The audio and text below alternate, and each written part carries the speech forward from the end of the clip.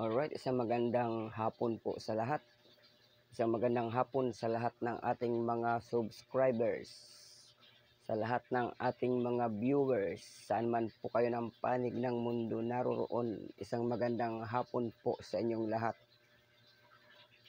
Muli po ay kayo ay aking inaanyayahan sa akin pong munting bahay na ATS Tambayan. Huwag niyo pong kalilimutan mga mahal kong manonood na pag-subscribe naman po ninyo ang aking munting tahanan. At siyempre, paki-like and share na rin po ng ating video. Ngayon pong hapon ay magluluto po tayo ng laswa. Ayan. Umpisahan po natin sa paghihiwa nung mais. Akala nyo mga mahal kong manonood, yung mais gagamitin natin sa lugaw o sa ginataan. Hindi po. Hindi po natin yung gagamitin doon. Gagamitin po natin iyan sa ating gagawing pagluluto. Vegetarian po tayo ngayon mga mahal kong manonood. Para naiiba naman po yung ating mga ulam na niluluto. Ayan, dahan-dahan lamang po yung ating sinasagawang paghihiwa sa mais. Pero kung mayroon po kayong talagang gamit na pang iwa po dyan sa mais, yun po ang mas mainam para mapabilis po yung inyo pong ginagawa. Kaya lang, wala po kami noon, kaya ginamitan lang po namin ng kutsilyo. Yun po ang aming ginamit. Yan, at syempre mega love shout out po sa inyong lahat. Maraming salamat po sa patuloy po ninyong pagsuporta sa akin pong munting tahanan. Ayan, tapos na po yung mais. Ang isunod naman po natin ngayon ay ang okra. Yan, dito sa okra, marami pong hindi kumakain yan, mga mahal kong manonood. Isa na po tayo doon. Hindi po tayo kumakain ng okra. Pero yung iba, inilalagay lang po ito sa sinaing. Ibinababaw lang po ito sa sinaing. Tapos isinasawsaw lang po nila sa bagoong kaya sa suka. Ayan, talo-talo na po sila.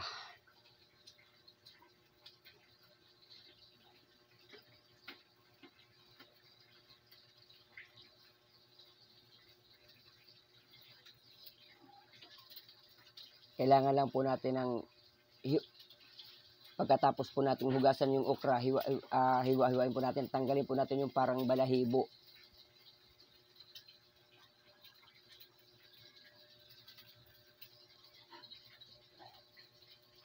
Yun, yung alugbate naman mga mahal kong manonood yung isusunod natin. Kung inyo pong mapapansin, pulos gulay po yung ating inihiwa kasi yun po yung mga sangkap sa ating gagawing pagluluto. Lahat gulay. Kaya nga sinabi ko po sa inyo kanina na vegetarian tayo ngayon.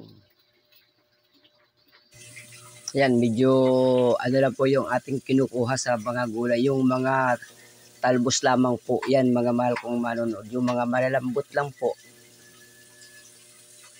na mga dahon. Yan lang po yung ating kinukuha mga mahal kong manonood. Tapos yung mga atangkay po, hindi na po natin sinasama. Ayan, isunod naman po natin yung pambansang gulay, ang malunggay. Ayan, ayan po yung mga gagamitin natin na sangkap sa ating gagawing pagluluto.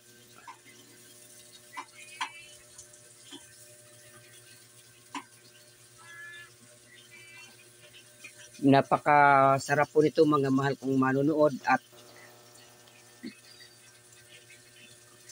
maraming benepisyo ang idudulot po nito sa ating mga katawan. Itong ating gagawing pagluluto ngayong hapon. Yan, medyo mabusisi lang po mga mahal kong manonood yung pagdating sa malunggay.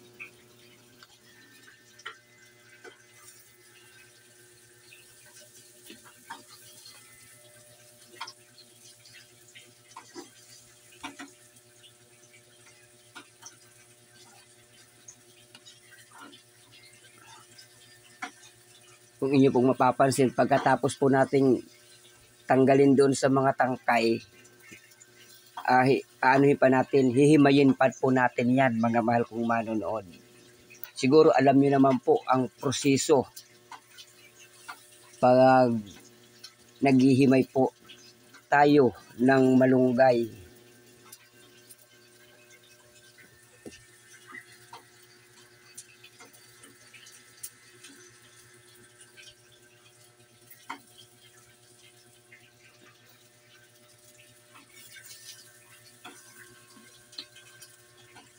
Pero kailangan po talaga, kailangan natin munang mag-sakripisyo o kailangan muna nating maghirap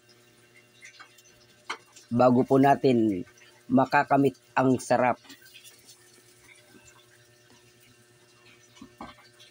Ganyan po yung malunggay.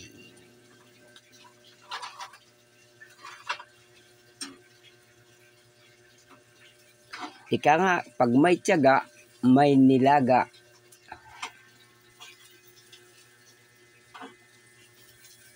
Ayan mga mahal kong manonood, nagpakulo na tayo ng tubig.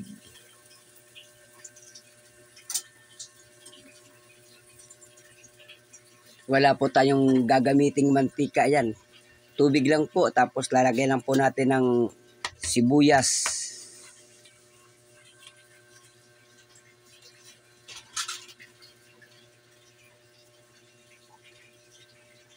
Bago natin tatakpan, ayan. At pag kumulo na, ilalagay na po natin yung mais. Kasi yung mais po, mga mahal kong manonood, kailangan palambutin mo muna.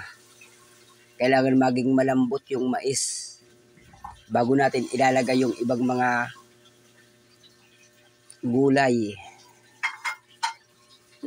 Ayan, nung kumulo na po yung mais, inilagay na po natin yung okra.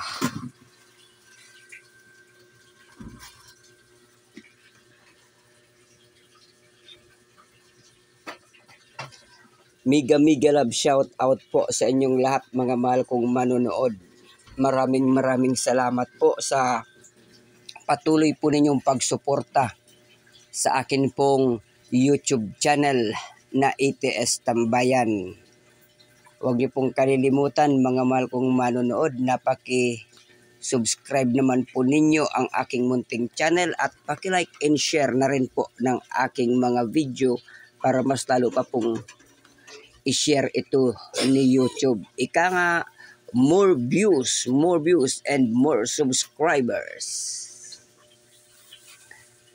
Ayan, inilagay na po natin yung sahog mga mahal kong manonood. Ang tawag po sa amin yan ay badi. Sa iba naman ay pakas. Dito po sa Maynila, daing. Daing na bulaw po mga mahal kong manonood. Ang sahog sa ating isinagawang pagluluto ngayong hapon. At naglagay na rin po tayo ng seasoning. Yun po ang ating inilagay mga mahal kong manonood.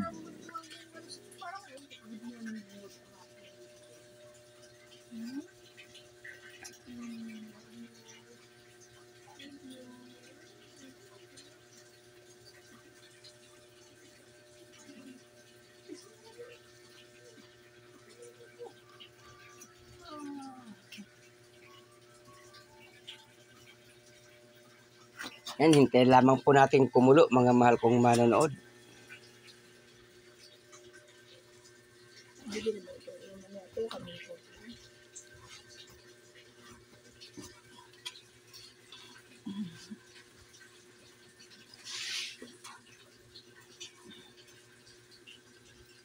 Naglagay din po tayo ng kunting asin. seasoning asin, at saka yung sibuyas. Style nilaga. Parang nilaga lang po ito mga mahal kong manunod. Nilagang mga gulay. Ika nga, ganun lang siya. Kadaling lutuin. Pero ang kadalasang tawag nito ay laswa.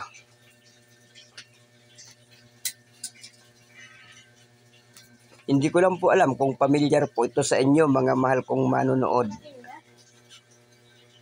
Yung ating niluluto. Ayan na nga po. Ilagay na po natin yung alugbati.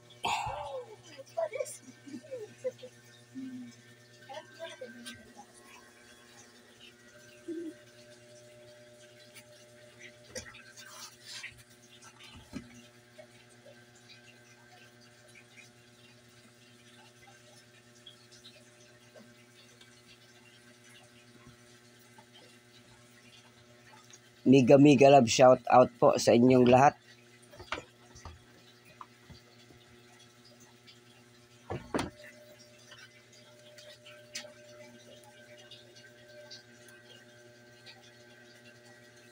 Yan, isinabay po natin yung yung malunggay at yung alugbati sa paglagay mga mahal kong manonood.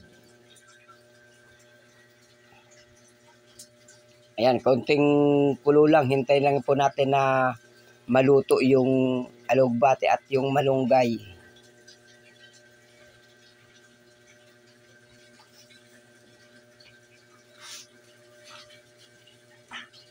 Wow, ang sarap. Nagdagdag tayo ng konting asin mga mahal kong manonood para sakto sa ating panlasa. Sakto sa lasa. Maging sakto sa lasa ang ating niluluto.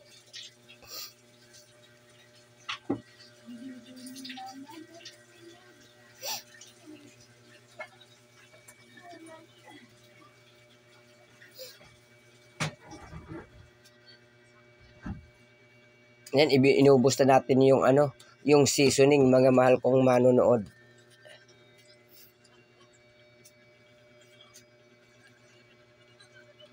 Isang sachet. Kaya po paunti-unti lang yung ating isinagawang paglagay para maging tama lang po. Ayan na nga po mga mahal kong manonood. Maraming salamat. Hanggang sa muli po. Bye-bye. I love you all. God bless to one and all. See you on my next video.